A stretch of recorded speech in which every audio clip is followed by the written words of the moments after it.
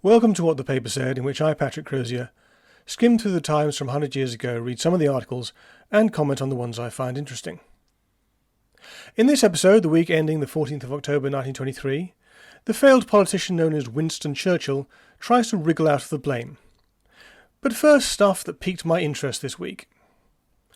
There's a rate strike in Poplar. Trotsky has been invited to speak at next year's Durham Miners' Gala. There's been an attempt at a profile of US President Calvin Coolidge, which has been somewhat hampered by the fact that he never says anything. There's been an ongoing correspondence about coloured people, as they put it. A George Bernard Shaw play has opened in London, which runs over 3 nights. Barrow is nearly bankrupt. And The Spectator magazine has introduced a life membership scheme. Fraser Nelson, I hope you are listening. Winston Churchill has got another book out, or more accurately, the latest volume of the same book, which will become known as The World Crisis. The Times is publishing extracts, and the latest series deal with the Gallipoli campaign. The Gallipoli campaign was an attempt to... Well, I always understood the aim was to knock Turkey out of the war, but it may have been just to open up the sea route between the Mediterranean and the Black Sea. Anyway, it began in March 1915 with an attempt by the British and French navies to force a passage through what are known as the Dardanelles. When this didn't work, troops were landed on the northern shore, known as Gallipoli. They got bogged down, and in January 1916 they withdrew. Something like 50,000 Allied troops, mainly British Empire, died. Churchill was the First Lord of the Admiralty, the politician in charge of the Navy at the outset of the campaign, and when it faltered was forced to resign. In discussing the plans for the campaign, he says this.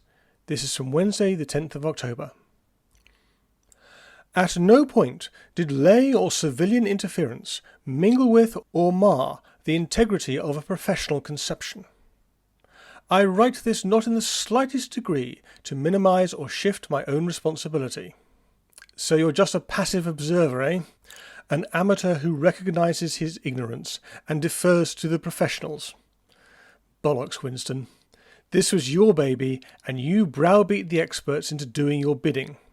Not unknown amongst politicians then or now. I can be fairly sure about this. In the Second World War, the head of Britain's forces was Field Marshal Alanbrooke. In the edited and published version of his diaries, he outlines how night after night he would be summoned to see Churchill, who would have some madcap scheme on his mind, and would press it as forcefully and as eloquently as only Churchill could. And night after night, Alanbrooke would have to talk him out of it, knowing that if he failed to do so, Britain would fritter away her forces and lose the war. The tragedy is that Britain had no Alanbrooke in 1915. Well, it did, but he was a major in the artillery on the Western Front. The operation began with an attempt to sail up the Dardanelles to Constantinople, or modern-day Istanbul. Churchill has this to say about that operation. It was good to go as far as we did. Not to persevere, that was the crime. I doubt it. We'll never know for sure, of course. At the time, the Times' military correspondent Charles Accord Reppington, always an astute commentator, was doubtful, or at least as doubtful as he could be, and I am happy to accept his judgment. Anyway, that's all for this week. I aim to have something up next week, but I promise nothing.